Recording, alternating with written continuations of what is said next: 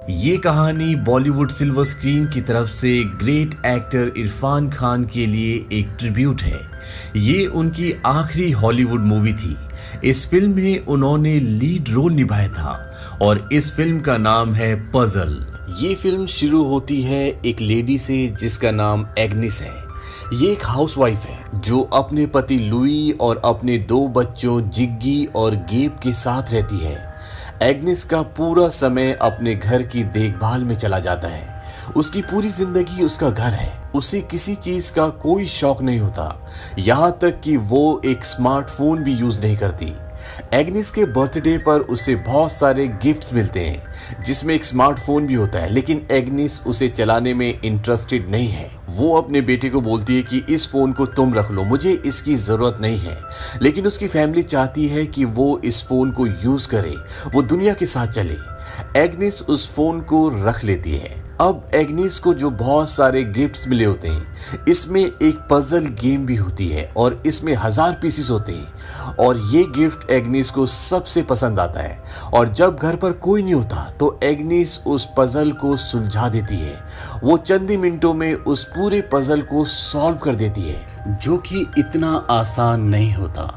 Ignis एक आदर्श पत्नी, आदर्श माँ है। वो रोज चर्च जाती है, वो सब काम करती है जो एक आदर्श इंसान करता है। लेकिन इन सब कामों में कहीं ना कहीं एग्निस अपने आप को, अपनी खुशियों को भूल चुकी है। वो वही काम करती है जो उसके परिवार के हित के लिए हो। अब एग्निस को वो पजल सुलझाना इतना अच्छा लगता है कि वो उस आदमी को फोन करती है जिसने उसे वो गिफ्ट किया था और वो उस शॉप का एड्रेस उससे मांगती है और वो उस जगह पर जाती है जहां पर वो शॉप होती है। वो शॉपकीपर को 2 पजल्स दिखाती है और उससे पूछती है कि मुझे इन दोनों में से कौन सा खरीदना चाहिए। वो कहता है इस हर एक में 1000 पीसेस हैं और ये कभी सॉल्व नहीं होते। एग्निस कहती है कि मैं ये दोनों खरीदना चाहूंगी। एग्निस देखती है वहीं पर एक एडवर्टीजमेंट लगी होती है जिसमें लिखा होता है कि एक पजल पार्टनर की जरूरत है। एग्निस शॉपकीपर से पूछती है कि ये क्या है। वो कहता है कि मुझे नहीं पता कि ये यहाँ पर किसने लगाया है, दरअसल मैं यहाँ पर नहीं बैठता, ये मेरे फादर की शॉप है। एग्निस उस नंबर को वहां से ले लेती है और वो घर पहुंचने के बाद वो पजल जो वो अभी अभी खरीद कर लेकर आई है वो उसे कुछ ही देर में सॉल्व कर देती है। और इसके बाद वो उस नंबर पर जो वो शॉप से लेकर आई थी उस पर मैसेज करती है। वो लिखती है कि मुझे लगता है कि मैं पजल्स को सॉल्व करने में अच्छी हूँ। वहां से मैसेज आता है हाउ गुड, यानी कितनी अच्छी। वो कहती है काफी अच्छी। अगले दिन वो चर्च जाती है और चर्च से वो सीधा उस जगह पर जाती है जिस नंबर पर उसने मैसेज किया होता है। ये एक आदमी का घर होता है जिसका नाम रॉबर्ट होता है और रॉबर्ट का किरदार इरफान खान ने निभाया है। रॉबर्ट उसे बोलता है कि मुझे एक पजल पार्टनर की जरूरत है क्योंकि यहाँ पर एक चैंपियनशिप होने वाली है जिसमें 2 लोगों की जरूरत होती है। रॉबर्ट उसे ये भी बताता है कि पिछले साल मैंने एक कंपटीशन जीता था लेकिन वो सिंगल्स का था।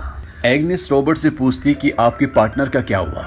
रॉबर्ट बोलता है तुम्हें कैसे पता कि मेरी कोई पार्टनर थी। एग्निस बोलती कि अगर तुम्हारे पास कोई पार्टनर नहीं होता तो तुम कभी भी डबल्स के लिए साइन इन करते ही नहीं। रॉबर्ट कहता है कि वो मुझे छोड़कर चली गई। रॉबर्ट एग्निस को एक पजल गेम सुलझाने के लिए देता है क्योंकि वो चेक करना चाहता है कि वो इसमें कितनी अच्छी है और एग्निस कुछ ही देर में उस पजल को सॉल्व कर देती है। इस बात से रॉबर्ट बहुत खुश होता है और वो उसे कहता है कि हमें हफ्ते में 2 बार मिलना होगा क्योंकि हमें प्रैक्टिस करनी है और 1 महीने बाद ये कंपटीशन होगा। और ये दोनों ये डिसाइड करते हैं कि ये मंडेज को और वेंसडेज को प्रैक्टिस के लिए मिलेंगे।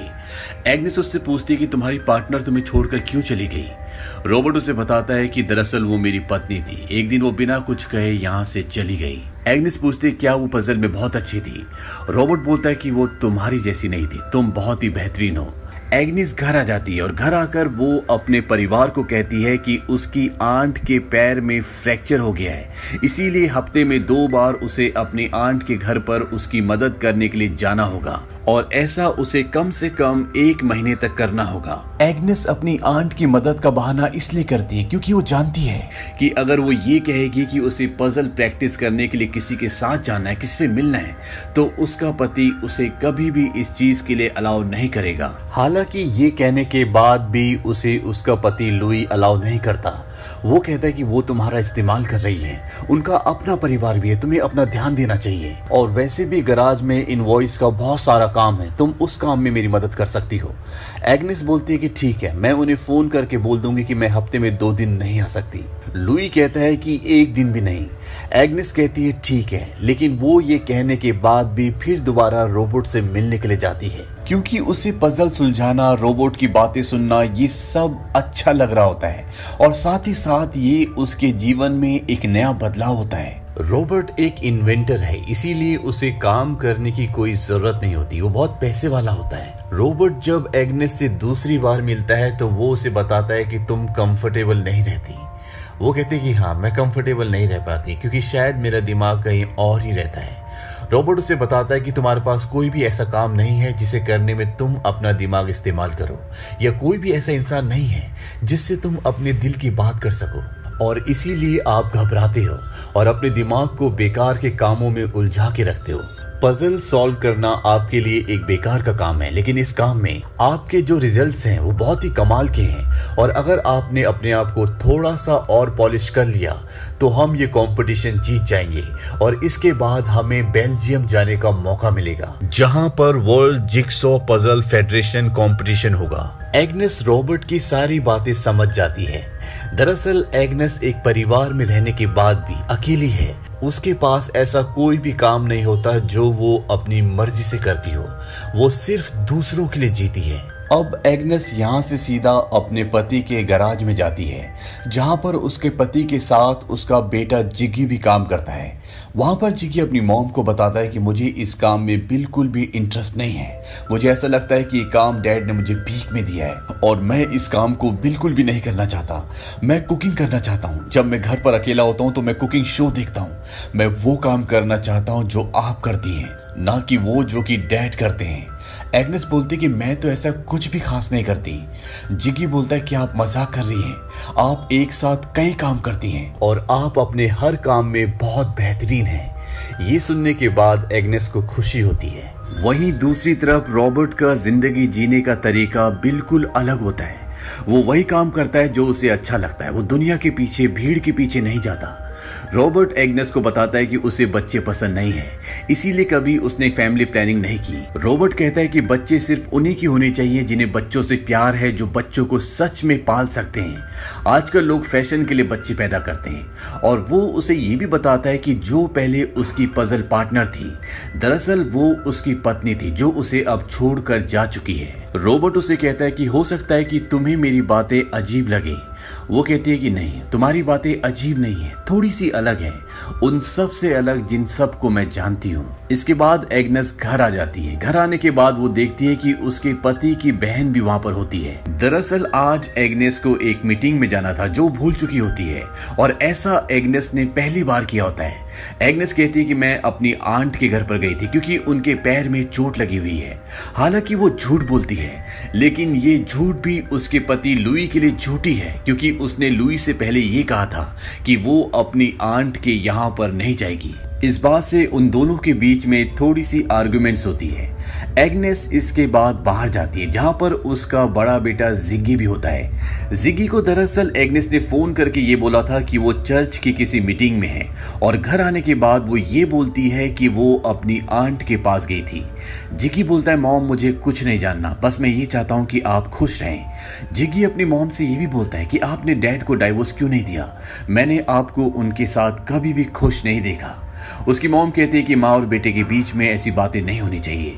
जिग्गी सिगरेट पी रहा होता है। एग्नेस कहती है कि मुझे भी एक सिगरेट दो, और एग्नेस भी अपने बेटे के साथ सिगरेट पीती है। हालांकि उसने अपनी जिंदगी में आज पहली बार सिगरेट पी होती है। अगली सुबह जब एग्नेस उठती है तो हर रोज की तरह वो अपने पति लुई को उठाती है, और हर रोज की तरह लुई बोलता है 5 मिनट और सोने दो। एग्नेस कहती है कि चाहो तो 2 घंटे और सो जाओ। ऐसा जवाब एग्नेस ने उसे पहली बार दिया था। पहले एग्नेस हर 5 मिनट बाद उसे उठाने जाती थी, लेकिन अब एग्नेस का दिमाग बहुत हद तक बदल चुका है और इस सब के पीछे रॉबर्ट की बातें, उसका साथ एक बहुत बड़ा कारण होता है और धीरे धीरे ये एक दूसरे के करीब भी आ जाते हैं। रॉबर्ट एग्नेस को किस करने के लिए बोलता है, लेकिन एग्नेस मना कर देती है। एग्नेस को इस बात का बहुत ज्यादा बुरा नहीं लगता क्योंकि कहीं ना कहीं वो भी रॉबर्ट को पसंद करती है। अब एग्नेस अपने पति लुई के साथ उस जगह पर जाती है जहां वो हमेशा छुट्टियां मनाने के लिए जाते हैं। ये उनका एक और घर होता है जो झील के किनारे होता है। एग्नेस अपने पति को बोलती है कि हमें ये घर बेच देना चाहिए ताकि हम अपने दोनों बच्चों की पढ़ाई का खर्चा उठा सकें। दरअसल लुई का काम बहुत अच्छा नहीं चल रहा होता, जिसकी वजह से ये अपने छोटे बेटे की कॉलेज की फीस जमा करने में असमर्थ होते हैं। लुई बोलता है कि मैं इस बारे में सोचूंगा। अब जब ये वापस वहां से घर आ रहे होते हैं तो रास्ते में एग्नेस बता देती है कि मैं एक पजल कंपटीशन में हिस्सा ले रही हूँ। लुई पूछता है कि इस कंपटीशन में कितने लोग हिस्सा ले रहे हैं। एग्नेस बोलती है लगभग 360 लोग। लुई बोलता है कि मुझे नहीं लगता कि ये कोई अच्छा आइडिया है। एग्नेस कहती है कि मैं तुमसे पूछ नहीं रही बल्कि मैं तुम्हें बता रही हूँ, तुम मुझे इसमें सपोर्ट करो चाहे ना करो, इससे मुझे कोई फर्क नहीं पड़ता। मैं इस कंपटीशन में हिस्सा जरूर लूंगी। और साथ ही साथ एग्नेस अपनी आंट से मिलने के लिए भी जाती है जिनके पैर में फ्रैक्चर हुआ होता है। वो अब सारे काम वो करती है जो उसका मन करता है। हालांकि लुई ने उसे उसकी आंट के घर जाने के लिए मना किया था। उसका कहने का मतलब ये था कि लोग तुम्हें इस्तेमाल कर रहे हैं, लेकिन एग्नेस को ऐसा नहीं लगता, इसीलिए वो अपनी आंट से मिलने के लिए जाती है। और जब वो पजल प्रैक्टिस के लिए रॉबर्ट के यहाँ जाती है और वो वापस घर आ रही होती है तो घर आने से पहले वो रॉबर्ट को किस करती है। घर आने के बाद जब शाम को लुई आता है तो वो देखता है कि फ्रिज में उसकी चीज नहीं होती और वो ये बात एग्नेस से पूछता है। एग्नेस बोलती है कि मैं लाना भूल गई। रॉबर्ट बोलता है कि तुम्हें पता है कि मुझे चीज चाहिए होती है, तुम्हें लानी चाहिए थी, तुम्हें याद होना चाहिए था। एग्नेस बोलती है आई एम सॉरी, मैंने कहा ना, मैं भूल गई। और अगले दिन जानबूझकर एग्नेस उसके लिए वो चीज नहीं लाती। और जब शाम को लुई घर आता है तो वो देखता है कि एग्नेस ने डिनर नहीं बनाया होता बल्कि वो पजल सॉल्व कर रही होती है। लुई बोलता है कि डिनर का है। वो कहती है कि मैं भूल गई। लुई कहता है क्या तुम मेरे लिए चीज लाई? वो कहती नहीं, मैं ये भी भूल गई। इस बात से लुई को गुस्सा आता है। वो कहता है कि मैं दिन भर मेहनत करता हूँ, लेकिन उनका बेटा जिग्गी बोलता है कि डैड आप बिल्कुल चिंता मत करें, आप जाइए, 10 मिनट में मैं सब कुछ तैयार कर दूंगा। रॉबर्ट बोलता है कि ये सब गलत हो रहा है और वो वहां से जाने लगता है। एग्नेस बोलती है कि जा रहे हो तो वापस मत आना और तभी उसका पजल भी कंप्लीट हो जाता है। वो कहते हैं कि अब मैं तुम सबके लिए खाना बनाती हूँ। वो सबके लिए डिनर बनाती है और डिनर टेबल पर लुई बताता है कि मैंने अपना दूसरा घर बेच दिया है और इससे जो भी पैसा मिलेगा वो तुम दोनों के लिए गिफ्ट होगा। वो अपने बच्चों को ये बात बोलता है। वो अपने छोटे बेटे गेब को बोलता है कि तुम अपनी कॉलेज की पढ़ाई पूरी कर सकते हो और अपने बड़े बेटे जिग्गी से कहता है कि तुम अपने लिए घर खरीद सकते हो। गेब कहता है कि नहीं, मैं कॉलेज जाने से पहले 1 साल के लिए तिब्बत जाना चाहता हूँ, क्योंकि गेब की जो गर्लफ्रेंड होती है वो तिब्बत को फॉलो करती है। हालांकि एग्नेस ये नहीं चाहती, लेकिन लुई कुछ नहीं कहता क्योंकि उसने अपने बच्चों को कहा होता है कि ये तुम्हारे लिए गिफ्ट है। गेब कहता है कि ट्रैवल करना भी एक तरह की एजुकेशन है और 1 साल बाद जब मैं तिब्बत से वापस आऊंगा उसके बाद मैं अपनी कॉलेज की पढ़ाई पूरी कर सकता हूँ। एग्नेस अपने बड़े बेटे जिग्गी को बोलती है कि जब ये बेवकूफ अपने पैसों से तिब्बत जा सकता है तो मुझे लगता है तुम्हें भी किसी कुकिंग स्कूल में एडमिशन ले लेना चाहिए। इस बात से लुई इत्तेफाक नहीं रखता। वो कहता है कुकिंग करना लड़कियों का काम है। एग्नेस कहती है कि इस दुनिया में जितने बड़े शेफ्स हैं वो सब के सब मेल हैं। लुई अपने बेटे से कहता है क्या तुम मेरे साथ गराज में काम करना नहीं चाहते? जिग्गी इस बात का कोई जवाब नहीं देता और लुई अपनी पत्नी से कहता है कि तुमने मेरे बेटे को मेरे खिलाफ कर दिया है। जिग्गी कहता है कि नहीं डैड, ये मेरा फैसला था। इस बात से गुस्सा होकर लुई वहां से चला जाता है और वो बहुत सारी शराब पीकर आता है और वो एग्नेस से कहता है कि वो कौन है जो तुम्हारे दिमाग में सारी फालतू की बातें डाल रहा है। जानती हो मेरे पिता मेरी माँ के साथ ऐसा करने पे क्या सलूक करते थे, लेकिन मैं अपने पिता जैसा नहीं हूँ और ना ही उनके जैसा बनना चाहता हूँ। लुई इस बात से परेशान हो जाता है। हालांकि लुई भी एक अच्छा इंसान होता है, लेकिन उसे ये बात एक्सेप्ट नहीं हो रही होती कि एग्नेस अब अपनी मर्जी से काम करती है, क्योंकि पहले एग्नेस सिर्फ वही काम करती थी जो लुई बोलता था, जिसमें लुई को खुशी मिलती थी। अगले दिन एग्नेस दोबारा से रॉबर्ट के साथ प्रैक्टिस करने के लिए जाती है और इस बार ये दोनों फिजिकली बहुत ज्यादा करीब आ जाते हैं। एग्नेस को घर पहुंचने में बहुत देर हो जाती है। लुई वहां पर एग्नेस का इंतजार कर रहा होता है और लुई समझ जाता है कि कुछ ना कुछ चल रहा है। वो एग्नेस से पूछता है क्या तुम्हारा अफेयर चल रहा है। एग्नेस सब कुछ सच सच बता देती है। वो कहती है कि वो मेरा पजल पार्टनर है और वो ये भी बता देती है कि हम दोनों फिजिकली एक बार बहुत क्लोज आ चुके हैं। इस बात से लुई को बहुत दुख होता है, उसकी आंखों में आंसू होते हैं और वो वहां से बिना कुछ कहे चला जाता है। इसके बाद एग्नेस भी बहुत दुखी हो जाती है। अब वो दिन आता है जिस दिन एग्नेस का कंपटीशन है। एग्नेस का बेटा सुबह जल्दी उठकर सबके लिए ब्रेकफास्ट बनाता है। वो अपनी मॉम से कहता है कि आज आपका खास दिन है, इसीलिए ब्रेकफास्ट मैं बनाऊंगा। आप अपनी एनर्जी कंपटीशन के लिए बचा के रखिए। अब एग्नेस उस जगह पहुंच जाती है जहां पर कंपटीशन है और वहां पर रॉबर्ट और वो दोनों मिलकर पजल सुलझाना शुरू कर देते हैं। यहाँ पर और भी बहुत सारी टीम्स होती है। रॉबर्ट उसको उस तरीके से पजल सुलझाने के लिए कहता है जैसा उसने टेक्निकली उसे सिखाया होता है। एग्नेस बोलती कि सभी उसी तरीके से कर रहे हैं, अगर हम उस तरीके से करेंगे या तो सेकंड आएंगे या थर्ड, हम जीत नहीं पाएंगे। और वो अपनी मर्जी से उस पजल को सॉल्व करती है और इस तरह से पजल सॉल्व करने से वो इस कंपटीशन में फर्स्ट आते हैं। और इस कंपटीशन को जीतने के बाद अब इन्हें बेल्जियम में इंटरनेशनल चैंपियनशिप के लिए जाना है। रॉबर्ट पूरी तरह से तैयार होता है और वो एग्नेस को कॉल करता है। वो कहता है कि इंटरनेशनल फ्लाइट पकड़ने के लिए 3 घंटे पहले एयरपोर्ट पर पहुंचना पड़ता है, तुम कहाँ हो? एग्नेस कहती है कि मैं नहीं आ रही। रॉबर्ट कहता है कि ऐसा मत करो, मैं तुमसे बहुत प्यार करता हूँ, मैं तुम्हें मिस करता हूँ।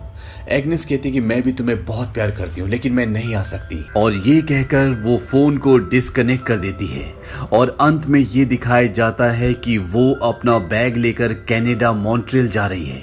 उसके साथ कोई नहीं है लेकिन अब वो अपनी जिंदगी जीना चाहती है। आज से पहले उसने अपनी जिंदगी सिर्फ दूसरों के लिए जी थी। शादी से पहले वो अपने पिता के साथ रहती थी और वहां पर भी उसका जीवन इसी तरह से मोनोटोनस था जिस तरह से शादी के बाद था। लेकिन उसकी जिंदगी में रॉबर्ट के आने से इस पजल गेम के जरिए उसकी जिंदगी को एक नया दृष्टिकोण मिला और अब वो अपनी आगे की जिंदगी उसी तरह से जीना चाहती है जिसमें उसे खुशी मिले और किसी को कोई तकलीफ ना मिले।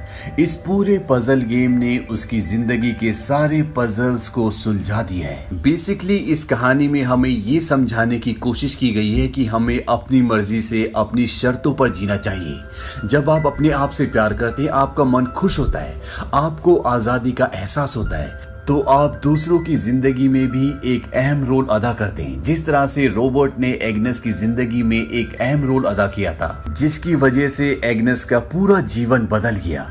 उसे एक सही दृष्टिकोण मिला और अपने सही दृष्टिकोण से उसने अपनी बेटी की जिंदगी में भी वही किया। उसने अपने बेटे जिग्गी की जिंदगी, उसके सपनों को तवज्जो दी, महत्व दिया और उसे वो करने के लिए प्रोत्साहित किया जो वो करना चाहता था। एक सही सोच, एक अच्छी सोच आपके आसपास हमेशा बदलाव, खुशियां और अच्छी चीजें लेकर आती है। तो ये थी कहानी मूवी पजल की। ये फिल्म सन 2018 में आई थी। उम्मीद करते हैं कि ये कहानी आपको पसंद आई होगी।